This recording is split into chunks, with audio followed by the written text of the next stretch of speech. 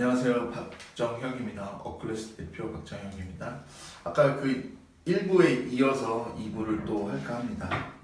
우리 파트 2 2부에서는 아까 말씀드린 대로 좀 현재 좀 어려운 상황에 있는 분들, 어려운 상황에 좀 있는 2030 분들을 위한 영상입니다. 여기서 어렵다는 거는 다시 취업준비생으로 돌아오신 분들도 계실 것이고, 공무는 2년 넘게 했지만 뭔가 좀 합격할 가능성이 없거나 아니면 계속 어떻게 해야 되나 고민하는 분들, 아니면 좀 지방에 계셔서 수도권 이외 지역에 계셔서 여러 가지 좀 현실적으로 진로나 앞으로의 길들을 좀 풀어가기 어려운 분들, 회사를 다니고 있지만 회사의 비전이 너무 없거나 급여가 너무 작고, 예를 들면은 회사의 비전도 없고 급여도 작아서 이직이나 퇴사를 고민하는 분들, 어쨌든 좀 또래들보다는 조금 안 좋은 상황에 있는 분들을 위한 영상을 찍어볼까 합니다. 그분들을 위해서 일단 힘내시라는 말씀을 드리고, 저는 먼저 결론부터 말씀드리면 더 잘된 일이라고 저는 생각을 해요. 1부에서는 중요한 얘기들도 말씀을 못 드렸는데 2부에서는 드릴까 하는데, 일단 회사에서는 아무리 여러분이 좋은 회사를 다니고 남들이 부러워하고 급여가 많고 남들이 원하는 회사 또 원하는 직무 이런 걸 해도, 회사라는 조직 자체가 우리의 꿈을 그리고 우리가 원하는 바를 실현시켜주는 곳은 사실 아니에요. 우리 부모님들이 항상 그러시잖아요. 남의 돈 먹기 어렵다, 남의 돈 벌어먹기 어렵다 라고 말씀하시는 게 괜히 그런 게 아닌 게, 여러분이 오너가 아닌 이상, 여러분 자기 사업, 자기 오너가 아닌 이상은 힘들어요. 그것도 특히 신입사원이나 대리나 이렇게 좀 연차 낮을 때는 고생하는 거 어쩔 수 없거든요. 어떻게 보면 저는 지금 어려운 상황이고 남들보다 조금 앞서가지 못하는 분들이라면은 이번 계기로 좀 더 바닥을 다지시고 조금 더 기초를 좀 잘 다지셔서 올해 남들보다 그 또래들보다 좀 자기 사업이나 자기 하고 싶은 걸 먼저 뛰어드는 좀 계기로 삼으셨으면 좋겠어요.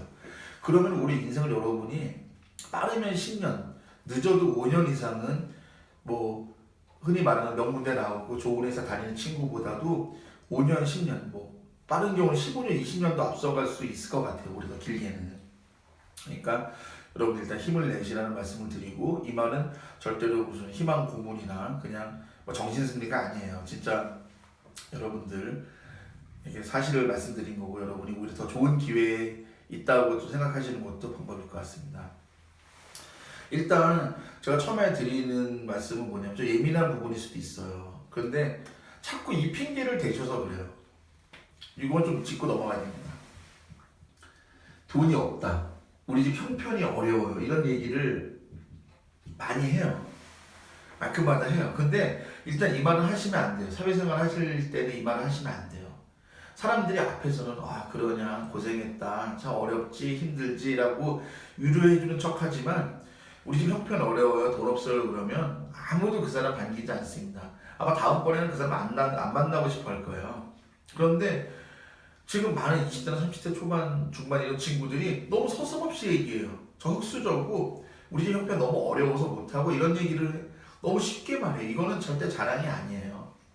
물론 가난하다는 게 부끄러운 건 아닙니다. 갑자기 병이 찾아왔을 수도 있고, 부모님의 사업이 크게 망했을 수도 있고, 아니면 부모님이 무슨 다른 분들의 빚 보증을 쳤을 수도 있고, 갑자기 편찮으셔갖고 많은 병원비가 들었을 수도 있고, 사람의 불행은 끝도 없죠. 고난은 유형이 너무 많습니다. 저 역시 7년 정도 너무 힘든 일들을, 너무 힘든 고난들을 많이 겪었어요.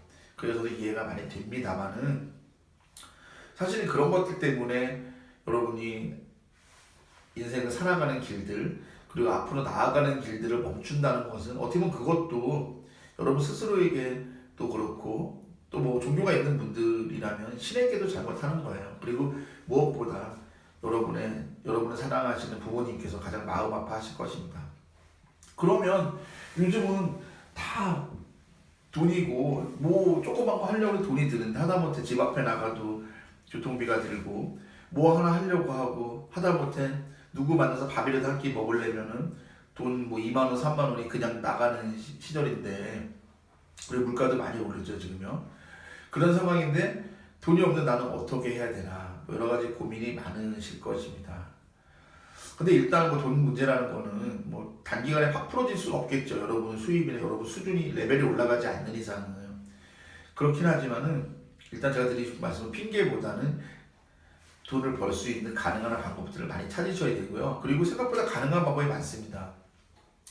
참고로 제가 직접 알고 있는 저희 제자들 중에 꽤 여러 명이 뭐 이런 얘기 좀 드려도 될지 모르지만 생활보호 대상자나 거의 그런 수준에 근접한 환경에 있는 친구들이 몇 명 있어요. 한두 명이 아니라 꽤 여러 명 있어요. 근데 놀랍게도 이 친구들이 소위 말하는 다 스카이 대학의 대학원에 다 진학을 했어요.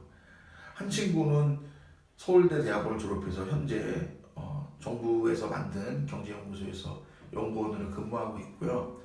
또 그러지 않더라도 지금 대학원에 재학 중인 친구도 있고, 뭐 대학원에 진학은 안 했지만 나름 그런 환경을 딛고 일어나서 나름 뭐 좋은 회사를 잘 다니는 친구들도 많아요.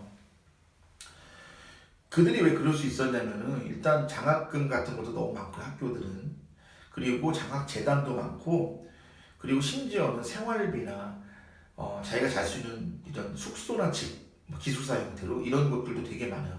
사적인 종교재단이든 장학재단이든 지자체에서 지방자치에서 운영하는 곳이라든지 엄청 많아요. 전 놀란 게 뭐냐면 장학재단, 그러니까 대학생들에게 장학재단을 운영해서 장학금을 지원해 주는 곳이 200군데가 넘고요. 그리고 보통 장학재단 대학원생들에게는 지원을 안 해주는데 대학원생에게도 지원해 주는 장학재단이 제가 알기로도 10군데는 넘는 걸로 알고 있어요. 다 가능해요, 생각보다. 예. 그리고 요즘은 워낙 제도들이 잘 돼 있어서 여러분이 조금만 발품만 팔면은 여러분이 돈이 없더라도 경제적인 지원이든 뭐 돈 대신에 다른 쪽으로 지원을 받을 수 있는 것들이 너무나 많기 때문에 돈이 없다고 뭐 대학원 진학이나 유학이나 그 여러분이 하고 싶은 것들을 포기하는 것은 너무나 좀 섣부르고 좀 어리석은 일이다라는 것을 먼저 말씀드립니다. 그리고 또 이런 친구들, 좀 흔히 말하는 형편이 안 좋고 돈이 없는 친구들이 또 아이러니하게 공무원 공부를 그렇게 많이 해요. 저는 공무원이 좋다 나쁘다는 말씀이 아니에요. 일도 자기 꿈이 정말 나라에서 공직에 일하면서 뭔가 좀 나라에 기여하고 싶고 국민들에게 기여하고 싶다는 비전이 있으면은 남들이 뭐라도 공무원 하셔야죠. 근데 그런 것이 아니라 그냥 우리 집 돈 없으니까 그냥 닥치고 공무원 안 됩니다, 여러분. 여러분 솔직히 노량진에 안 가셔도 돈이 많이 들어요. 여러분 집에서 독서실만 다니고 밥만 먹고 그냥 교재 사서 보고 인강만 보셔도 여러분 적어도 한 달 수험 생활하려면 6, 70만 원 들어요. 집에서만 하셔도. 집과 가까운 공공도서관에서만 하셔도. 노량진에 가시면은 150은 됩니다, 최소한. 노량진은 왜 가요? 현강을 듣기 위해서, 오프라인 강의를 듣기 위해서잖아요. 오프라인 강의, 그리고 고시원비, 거기도 독서실비, 먹고 자는 거 다 하면은 150이에요. 150도 넉넉한 게 아니라 거의 최소 생활비예요. 여러분 한 달에 150이고 2년 정도 하시면요, 웬만한 대학원 4학기 2년 정도에 해당하는 돈이에요. 그리고 그것이 3년, 5년 노량진에 계시면은 그렇게 물가가 비싸다는 영국, 런던에서도 유학하실 수 있습니다. 돈이 적게 드는 게 아니에요, 절대로. 그런데 되게 웃긴 게 대학원에 진학하고 유학을 가면 하다못해 장학금도 되게 많아요. 그런데 그런 거는 비싸고 형편어렵다 못한다고 하면서 어떻게 한 달에 150만 원 들고 한 달에 7, 80만 원 드는 수험생활은 하세요. 그게 더 잘못된 거 아닌가요? 제가 공공부 하지 말라는 게 아니라 하실 거면은 2년 안에 눈 딱 감고 독하게 하셔야 돼요. 뭐 친구 결혼식 가실 필요 없고 친구 돌잔치 가실 필요 없고 연락 다 끊고 2년 동안 하세요. 그리고 2년 넘어서 안 되면은 못 붙는 거 시험이에요. 여러분이 그 시험과 안 맞는다는 거예요. 여러분이 머리가 좋고 나쁘고가 아니에요. 좋은 학교 나온 분들도 5년에도 안 되는 분들도 많으세요. 왜냐? 100대 1인데 100대 1이면 솔직한 말로 한두 문제 틀리면은 한두 문제 실수하면 여러분 떨어지는 시험이에요.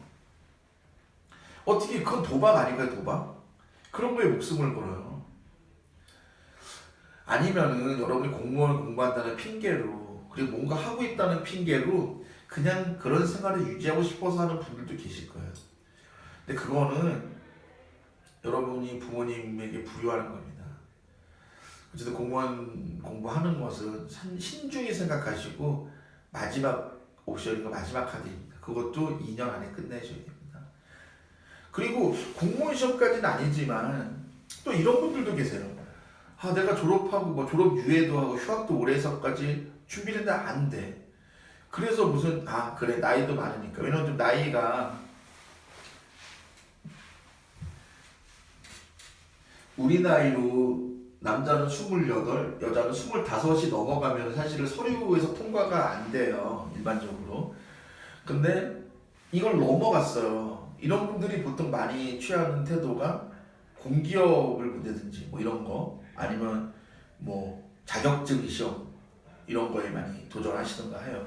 뭐 그것도 돌파가 되긴 하는데 문제가 저는 뭐냐면 제가 정말 많은 사람들을 관찰하고 실제로 정말 많은 친구들을 직접 상담도 해보고 이야기도 많이 나눠봤지만 솔직히 이 나이 때까지 입사가 안 될 정도 분이라면요 자격증이나 공기업이나 이런 건 더 안 돼요. 그게 더 윗길이에요. 더 어려운 레벨이에요. 일반 대기업이나 일반 은행보다. 그런데 자꾸 이걸 넘겼다고 그거에 집착을 하세요. 그러면 여자분들도 27, 8, 남자분들 30 넘는 거 그냥 순식간이에요. 답이 안 나옵니다. 미안하지만. 그리고 특히 형편과 상당히 어려운 분들이라면은 이 나이 넘어서 뭘 한다는 거는 더 현실적으로 제약을 많이 받을 거예요. 여러분 스스로도. 부모님께도 그렇고. 그렇기 때문에 이런 공무원, 공기업, 자격증, 뭐 고시 이런 거는 상당히 신중하셔야 된다라는 말씀을 일단 드려요.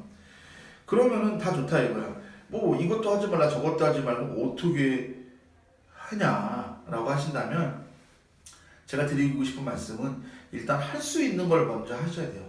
할 수 있는 게 뭐냐면은 여러분의 눈높이의 문제, 이거는 눈을 낮춰라는 말이 아니에요. 일단 여러분이 갈 수 있는, 여러분이 실력에 입사할 수 있거나 여러분 할 수 있는 일을 먼저 하셔야 돼요.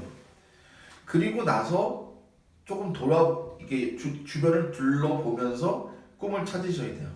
사실은 형편이 아무리 어렵고 돈이 없어도요. 꿈이나 목표가 확실한 친구들은 장학금을 받든 장학재단에게 뭐 돈을 받든 지원을 받든 뭐를 하든 다 해요.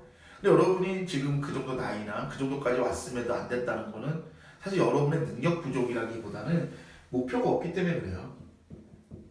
목표가 없거나 여러분이 뭔가 평생을 바칠 만한 비전이나 이런 걸 못 찾은 거죠.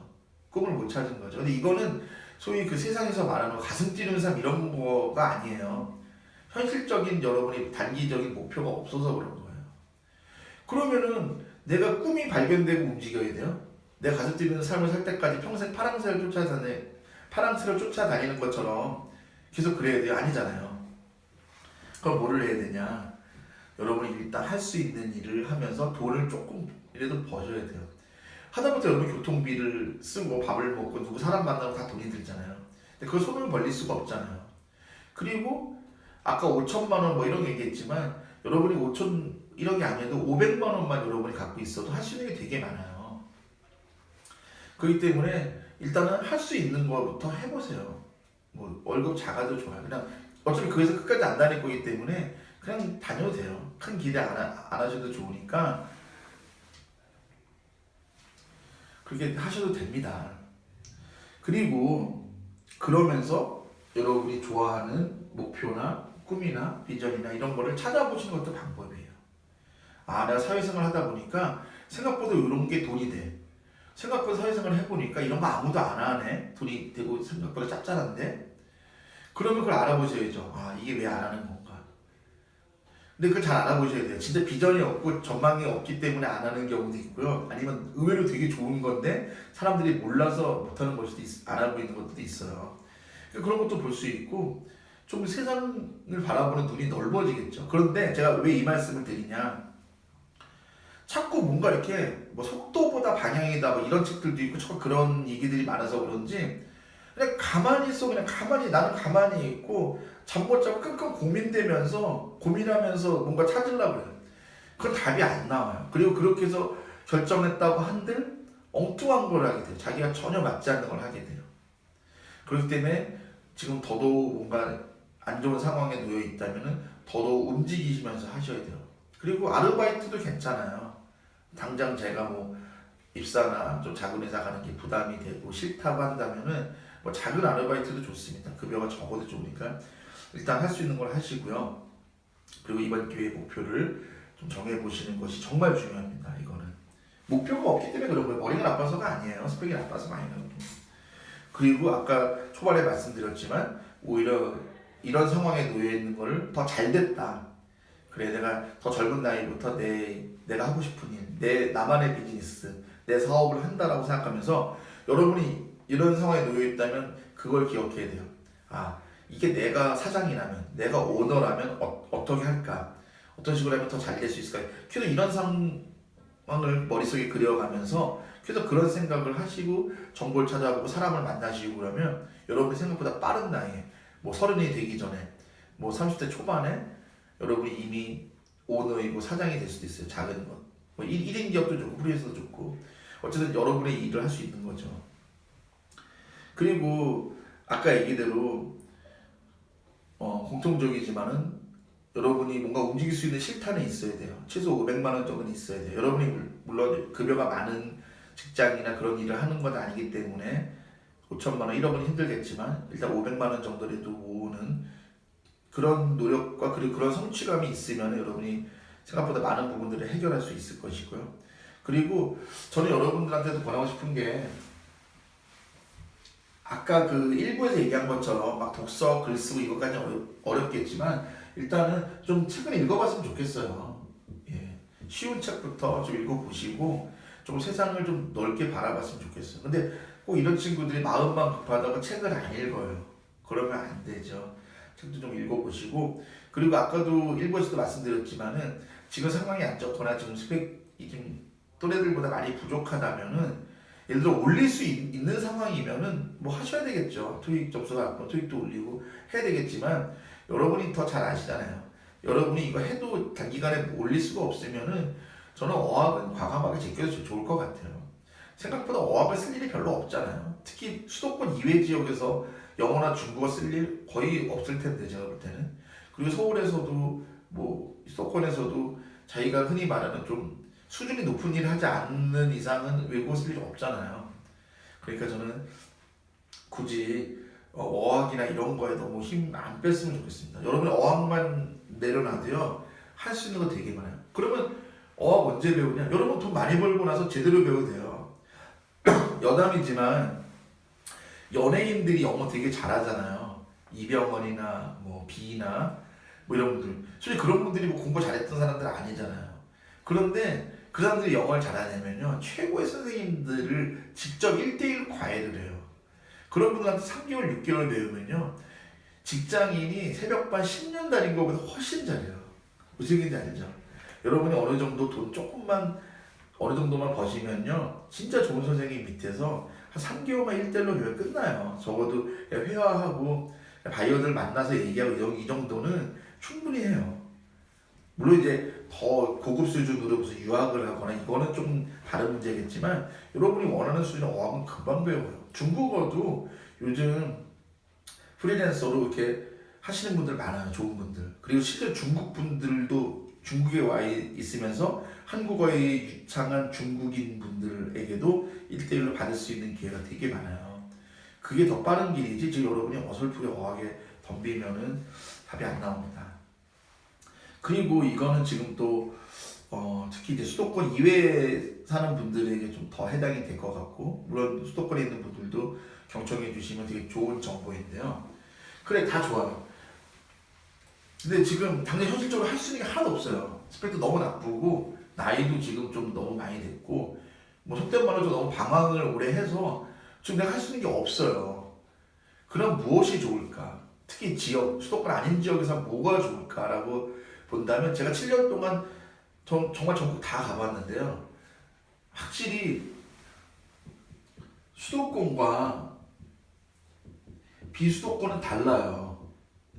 문화도 다르고 정서도 다르고 산업 구조도 다르고 되게 많이 달라요.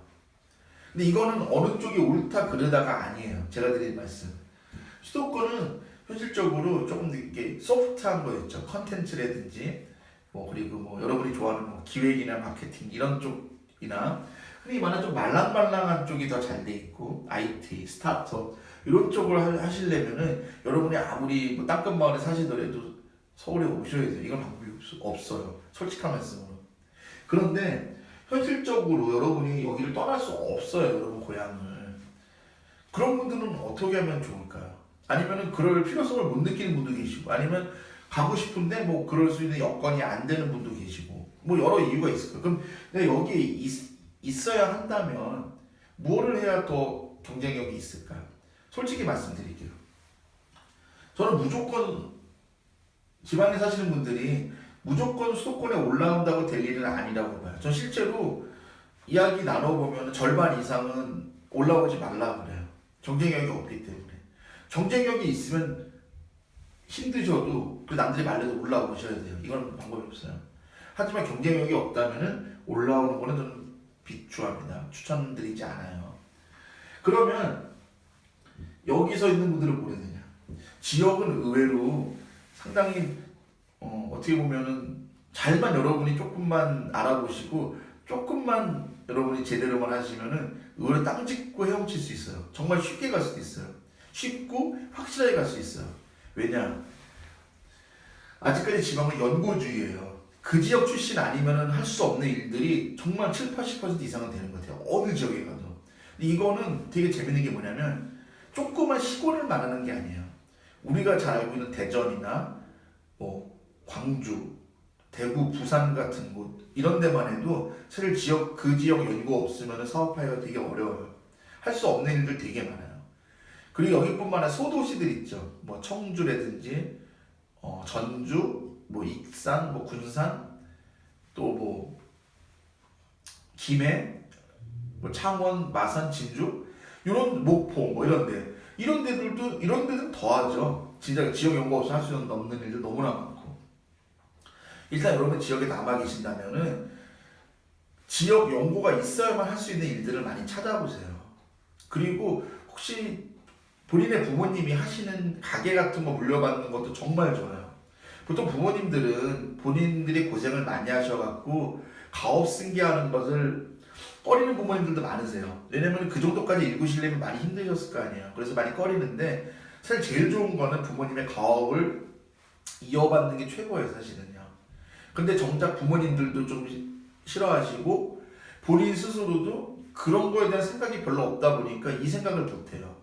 근데 지금 좋은 거는 뭐냐면 가업 승계를 하면은 소규모 이런 회사나 조그만 점포나 이런 거는 제가 알기로 이 세무적으로도 아마 이런 상속세나 증여세 같은 거를 많이 좀 감면해 주는 걸로 알고 있어요. 실제로 그걸 많이 돕고 있어요. 지방자치단체에서 가업 승계하는 걸 돕고 있어요. 그러니까 저는 그것도 상당히 좋은 경쟁력이 되고요. 그리고 기본적으로 비수도권은 흔히 말하는 컨텐츠가 아니에요. 소프트가 아니에요. 좀 이렇게 크고 단단한 거 있죠. 제조업 기반이에요. 여기는 산업구조가. 제조업이고, 그리고 제조업을 당장 할 수가 없죠. 돈도 있어야 되고, 공장도 있어야 되고, 땅도 있어야 되고, 돈이 많이 드니까. 그리고 여기서 좋은 게 뭐냐면 할 수가 있으면 제조업이 제일 좋고요. 제조업에 가는 전초전으로 뭐라냐면 유통업. 그 유통업도 사실은 사회생활 얼마 안 한 사람이 뛰어들기 너무 어렵잖아요. 장벽이 있고. 그럼 뭘 해야 되냐? 저는 이런 순서로 비수도권에 사는 분들이라면 계획을 세우시면 돼요. 처음에는 무역업을 해보셔야 돼요. 무역업을 해보면 뭐가 좋냐면요. 소위 말하는 유통, 물류, 운송, 해외 수출입 이런 모든 거를 다 한꺼번에 배울 수가 있어요. 물론 조그마한 무역회사를 들어가셔도 좋고 요즘은 1인이 그냥 이렇게 조그맣게 무역업을 할 수도 있어요. 근데 물론 처음에 경험이 없으니까 그냥 급여 적은 회사라도 1, 2년 다녀보면서 배울 수도 있죠. 근데 그런 회사 길게 안 다녀도 돼요. 한 1년만 다녀도 충분해요. 6개월만 다녀도 충분하고. 그리고 요즘 그런 교육 해주는 것들도 많아요. 무역협회 있어. 서울에 있는 코엑스, 강남에 있는 무역협회에서 하는 과정들인데 거기도 수강료가 좀 비싸고, 그게 아니어도 이렇게 지역에서도 사설열에서 하는 것도 있고 지방자치단체에서 운영하는 무료 과정들도 되게 많을 거예요.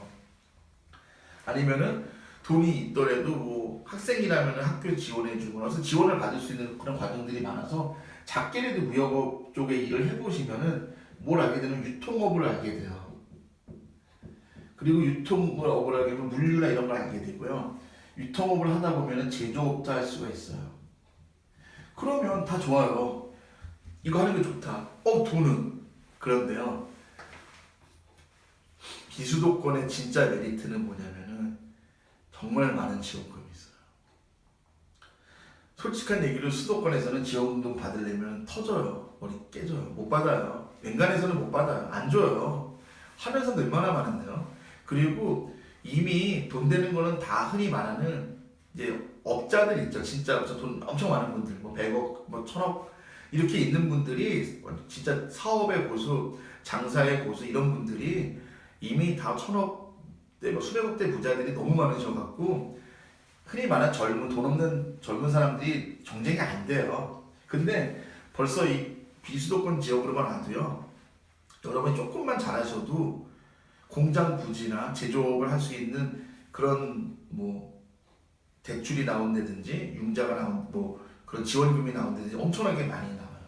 제가 되게 충격을 받았던 게 2012년인가 13년에 제가 어디 청주에 갔었어요. 근데 청주는 아시다시피 그 시 안에 거기가 시인데요. 그 시 안에 산업 단지가 있어요. 조금 외곽으로만 나가면.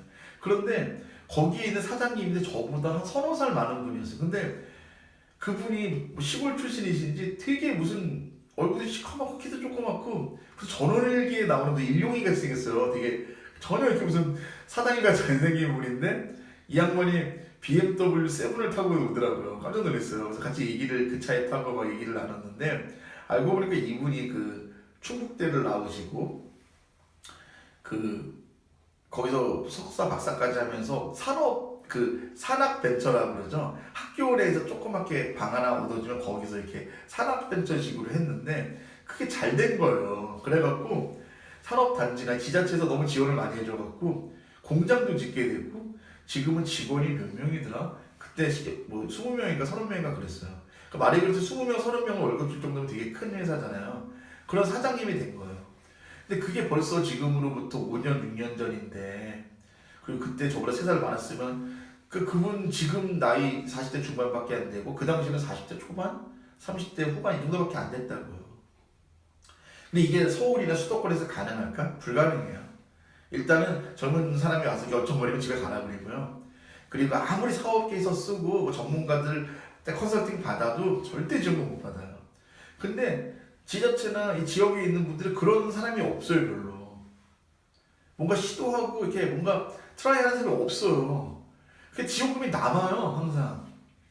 그래서 여러분이 뭐 일부러 이렇게 뭐 별로 별 볼일 없는 물건인데 생산하면 이런 건 아니겠지만 충분히 전망이 있고 여러분 자신 있으면요. 기술 쫓아다니면서 하시면은 지원금이 나와요.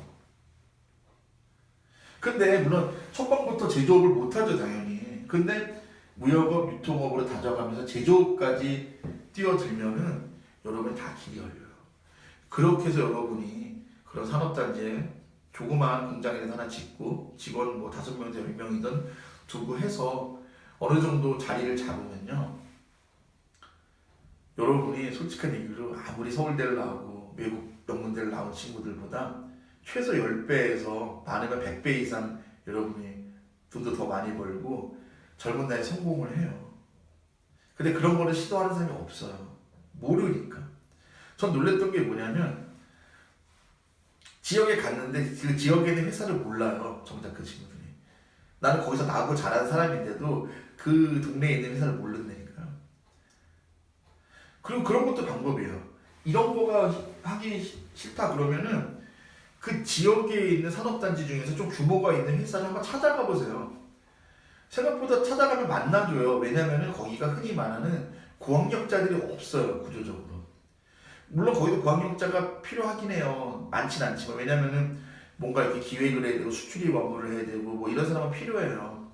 뭐 대부분은 생산 인력이기 때문에 뭐 실업계 고등학교를 나온 분들이나 외국인 노동자나 뭐 이런 분들이 많지만 그래도 뭔가 이렇게 행정 처리를 하고 서류 작업을 하고 그리고 뭔가 판로를 개척하고 수출입을 하는 그런 인력들은 필요하기 마련이거든요.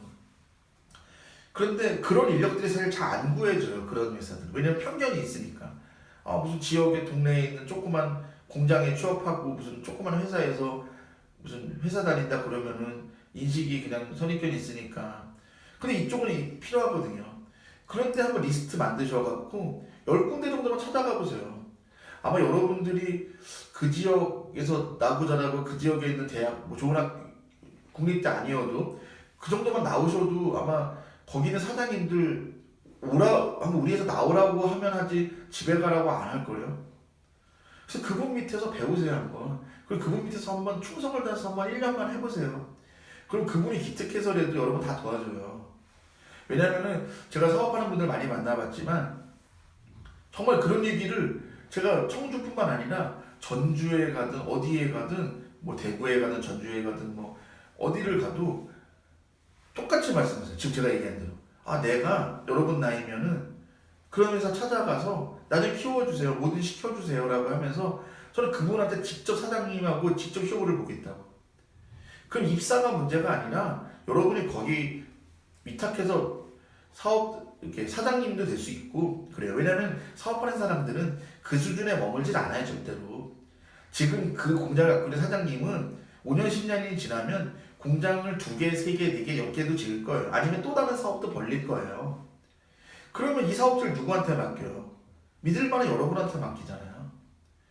그렇게 해서 여러분이 월급을 받는 CEO로 일을 하다 보면 여러분도 사업을 할 수 있는 그런 여건들이 생기고 또 그런 아이템이나 그런 것들을 알게 되고 그리고 또 그렇게 알고 있는 그런 사장님들을 많이 알면 또 그분들이 여러분 사업을 할 수 있도록 도와줘요. 그리고 회사를 여러분에게 넘길 수도 있고요. 길은 너무 많아요. 그런데 정작 지역에 있는 친구들은 너무나 무기력해요. 그리고 그런 산업단지나 지역에 있는 회사 같은 데 가서 뭐 해보라 그러면 손사래부터 치고 막 그래요. 근데 저는 그렇게 생각해요. 이거는 서울에서 명문대를 나오고 연고가 없는 친구들이 아무리 그 동네 가서 비벼보고 사장님 뭐 저 써주세요 그래도 절대 안 써줘요. 지역은 지역이라는 그런 장벽이 있어요. 연고라는 그 지역 출신이나 장벽이 엄청나게 세요. 여러분이 그거를 누리셔야 돼요. 그리고 이거에 더해서 실제 사례를 하나 말씀드릴게요. 제 강의를 들었던 어떤 친구인데 4년 전인가 저를 찾아왔어요. 서울에요. 근데 그 친구하고 한 2시간 동안 이야기를 나눴는데 그 친구가 그랬어요. 자기는 그 지역인데 그 지역 학교 나왔고 거기서 나고 자랐는데 떠나고 싶지 않대요. 그리고 그 지역에 성공하고 싶대요. 그래서 그 방법 알려줬어요. 그 지역에 있는 사장님들 다 만나보라고. 그래서 그거를 하고 그분들과 지역의 대학생들을 모아서 독서 모임을 하나 만들어 보라고. 그래갖고 제가 알기로는 그 친구가 그 지역에 있는 젊은 사장님들과 플러스 그 지역에 있는 지역 대학생들을 모아서 한 달에 한 번씩 독서 모임을 했대요. 그리고 그게 그래도 꽤 지속이 됐다는 거 알고 있어요. 지금은 하는지 안 하는지 모르겠지만. 그렇게 했더니 어떻게 됐냐. 사장님들이 이 친구를 너무 기특해 보는 거예요. 우리 회사 들어와라. 끝났어요 그냥. 왜냐면은 저는 솔직히 말씀드릴게요. 여러분 지역에 사시고 제가 여러분처럼 그 지역 출신이라면 저는 딱 목표 하나 세울 거예요. 지역 유지되겠다. 그럼 끝나요. 여러분 분명히 지역 유지가 되는 방법을 고민해 보셔야 돼요. 그리고 가장 빠른 방법은 제조업의 CEO가 돼야 돼요. 그리고 그런 분들을 많이 아셔야 돼요. 그러면 당장 이런 게 어렵고 또 내가 찾아갈 정도의 그런 용기가 없어요. 그럼 무슨 방법이 있냐? 여러분이 일단 어떤 일이든 아무 일이든 해보세요. 할 수 있는 일을. 그래서 돈이 좀 생기거나 조금 이제 숨이 돌리면은 그 지역에서 가장 유명한 지방 국립대의 야간 과정으로 있는 경영대학원에 들어가 보세요. 가보시면은 거기에 소위 말하는 지역 유지분들, 지역 사업 크게 하시는 분들이 모두 다니고 있어요. 그 야간이기 때문에 내 회사 생활이나 뭐 내가 하는 돈 버는 것들을 병행하면서 할 수가 있어요. 그리고 그분들과 친해지잖아요. 그리고 그분들과 이야기를 많이 나눠보세요. 그리고 이거를 그냥 나이 먹고 돈 생기면 대학원 진학해야지 그러지 마세요. 돈이 없더라도 학자금 대출을 받아서라도 젊은 나이에 가세요. 왜냐면요, 나이가 제일 어린 친구가 들어가면요 그 친구한테 총무를 시켜요. 보통 그 야간에 있는 경영대학원들은 공부하러 온 사람들이 아니에요. 인맥 쌓고 좋은 강의 듣고 좀 이렇게 뭔가 시야를 넓혀보려고 오는 분들이, 그러니까 공부에는 큰 기대감이 없는 분이에요. 그래서 보통 원우회라고 어느 대학원 과정이든 일종의 친목 모임 같이 있어요. 그런데 그 총무를 보통 제일 어린 사람을 시켜요. 왜냐하면 그래야 이제 허드렛 일도 하고 좀 굳은 일도 하니까요. 연락도 다 돌리고. 여러분이 총무를 맡아서 그렇게 한 2년 정도만 해보세요. 그리고 그분들과 속 깊은 얘기를 많이 나눠보세요. 그럼 끝나요. 지옥이 진짜 그래 될 수 있어요. 그리고 그분들이 많은 길을 터줘요. 그래서 실제로 작년에 저를 찾아온 창원이가 마산에 사는 친구가 있는데 제가 그 방법을 권했어요. 그래갖고 지금 아마 그 친구가 부산에 있는, 부산대는 아니고 부산에 있는 그래도 부산 쪽에서 유명한 사립대에 아마 경영대학원을 다니고 있는 걸로 알고 있습니다. 모르겠어요. 그 친구가 가서 얼마나 잘할지는 그 친구의 개인 역량의 차이겠지만 그래도 가서 그렇게 지역에 성공한 분들을 많이 접하고 만나면 그 자체만으로도 내가 많이 성장이 되는 거고, 또 그분들과 얼마나 관계가 돈독하냐에 따라서는 또 새로운 길들이 열릴 수가 있습니다. 저는 그런 것을 찾는 게 되게 중요하지, 경쟁력이 없는 사람이 무조건 서울이나 수도권에 올라온다고 능사도 아니고요. 그리고 또 지방에만 있다고 또 그냥 좌절하는 것도 능사도 아니고, 그렇다고 또 그냥 공무원 공부나 이런 것만 하는 것도 능사는 아닙니다. 방법이 다 있어요. 예. 그리고 마지막으로 이제 요거 말씀드리고 끝낼까 합니다. 가끔 이제 지역에 계신 분들이나 좀 스펙이 좀 낮은 분들은 좀 이런 갈등을 많이 하세요. 해외 취업에 대해서. 근데 해외 취업이 이제 우리가 생각하는 이제 무슨 미국이나 영국이나 캐나다나 이런 데가 아니라 이제 소위 말하는 저개발국들이겠죠. 뭐 인도라든지 베트남이라든지 인도네시아, 캄보디아 뭐 이런 등등의 나라들. 저는 그 나라 뭐 좋습니다. 그리고 뭐 발전 가능성도 많고 분명히 또 잠재력도 있고, 그리고 실제 좀 중국이 인건비가 너무나 올랐기 때문에 수많은 지금 전 세계 제조기업, 다국적 기업들이 생산 기지를 베트남이나 캄보디아나 더 저개발국으로 옮기고 있는 추세입니다. 근데 문제가 뭐냐면요, 그게 밖에서 바라보는 것만큼 그렇게 해외 취업을 해서 간들, 그리고 속된 말로 그 K-무브라고 그러죠. 그 속된 말이 아니라 그 일명 K-무브라고 하는 정부에서는 뭐 그런 해외 취업 과정, 저는 그 취지 너무 좋습니다. 그리고 정부에서 하는 걸 응원합니다. 그런데 문제가 뭐냐면 그런 일들이 조금 허드렛 일들이 많아요. 그리고 그거를 갔다 온다고 하는데 경력이 안 되는 일들이 되게 많아요. 이거 제가 드리는 말씀이 아니라 언론 검색해 보시면 나와요. 해외 취업에 허가시래갖고 많이 나옵니다. 실제로 몇 달 전에 많은 언론들이 또 지적을 했던 부분들이고요.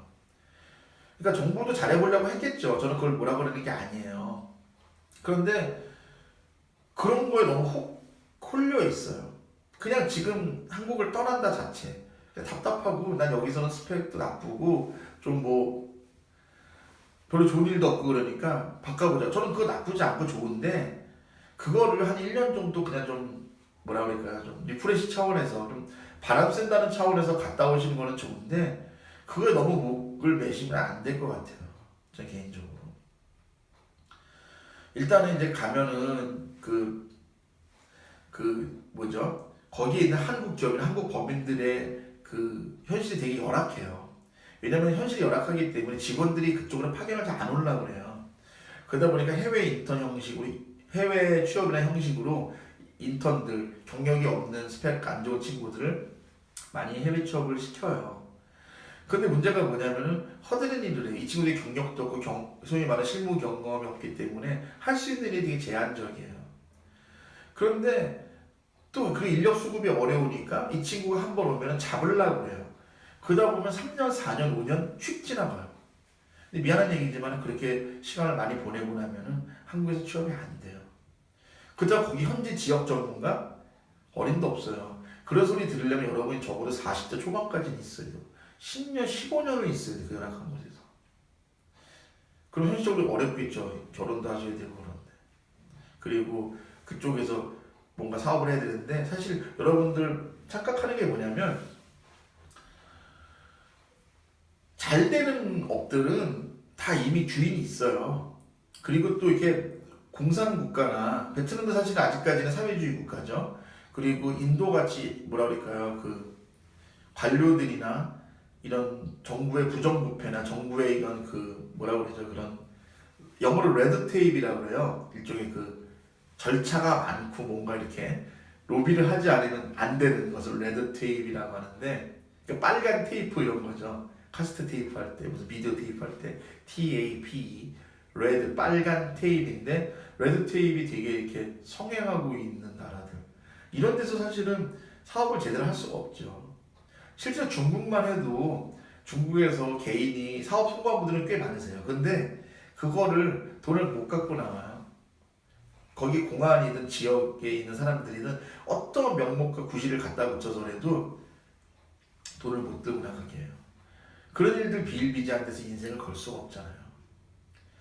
그리고 이제 요즘도 일본에 대한 취업, 일본 취업도 많이 생각하시는데, 일본에서 하는 취업들이 무지 연봉이 낮아요.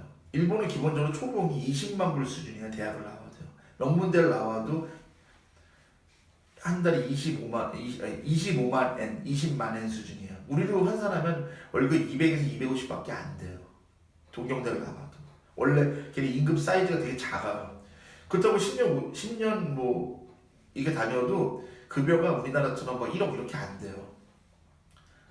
우리나라는 그래도 은행 같은데, 은행에서 10년 다니면 그래도 거의 1억에 근접할 거예요. 지금 시중은행 같은데 다니면. 이런 우리 금융지주 이런 회사들 있죠. 이런 쪽에 속해 있는 은행들은 10년차 과장 정도 달면은 한 주에 8천만 원 이상 될 거예요. 그런 식으로 급여가 높은데, 대기업도 10년 정도 다니면은 회사마다 다르지만 6천만 원 이상 넘을 거예요. 근데 일본에서는 그게 10년이 아니라 20년, 30년을 다녀도 우리나라 돈을 5초, 6척을 받을 수가 없어요, 실적으로. 그 나라 사람들도요. 그러니까 좀 몇 년 그냥 1, 2년 경험을 쌓아 가는 거는 괜찮은데, 거기서 뭔가 평생 커리어를 한다는 거는 어려운 일이고, 그리고 일본 분들이 친절하고 나이스한 분들도 많지만 생각보다 결정적일 때 배타적이에요. 그래서 절대로 승진을 안 시켜요. 대리 정도까지 승진할 수 있지만 과장이나 그 이상 올라갈 수가 없어요. 그렇기 때문에 뭔가 이렇게 일본에 대한 경력과 경험을 쌓고 싶은 분들은 1, 2년 정도는 괜찮지만 그 이상은 어렵고요. 그리고 IT 쪽 취업이 많다고 그러는데 거의 다 코딩 노예들이에요. 영어로 코드 몽키라고 그러는데 거의 코드 몽키 레벨의 일들이 많아요. 아니면은 그냥 서비스 직종 있죠. 면세점이나 무슨 서비스업이나 뭐 이렇게 이런 사람 상대는 서비스업이나 이런 일들이에요.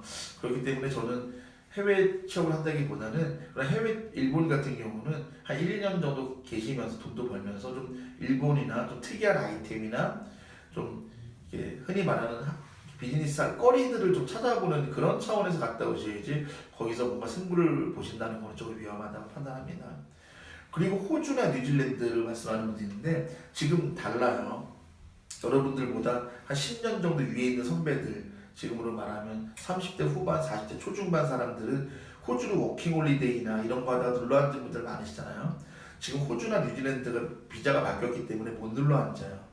그리고 지금 그 워킹홀리데이나 그런 바람 다 이미 몇 년 전에 끝났어요. 그리고 호주나 뉴질랜드는 기본적으로 그 공업국이 아니에요. 우리나라 같은 공업국이 아니라 농업국에 가까워요. IT나 선진화된 건 있지만은 그 수준이 우리나라보다 절대 높지가 않아요.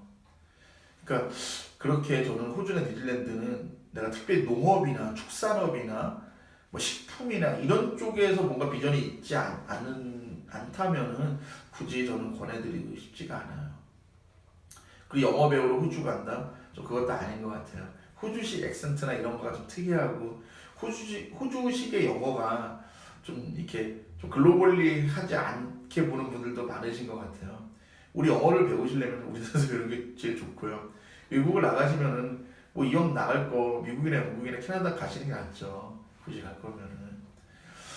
그러니까 저는 그렇게 생각합니다.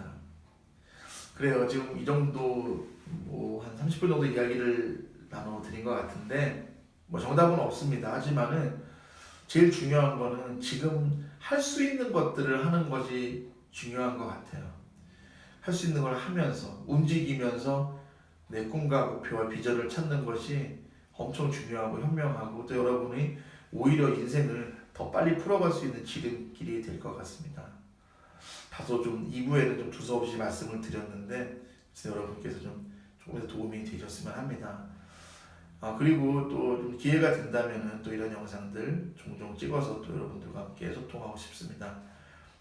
저희 연락처는 화면 아래에 또 이렇게 정보가 있으니까 연락 언제든지 주시고요. 또 다음에 뵙겠습니다. 감사합니다.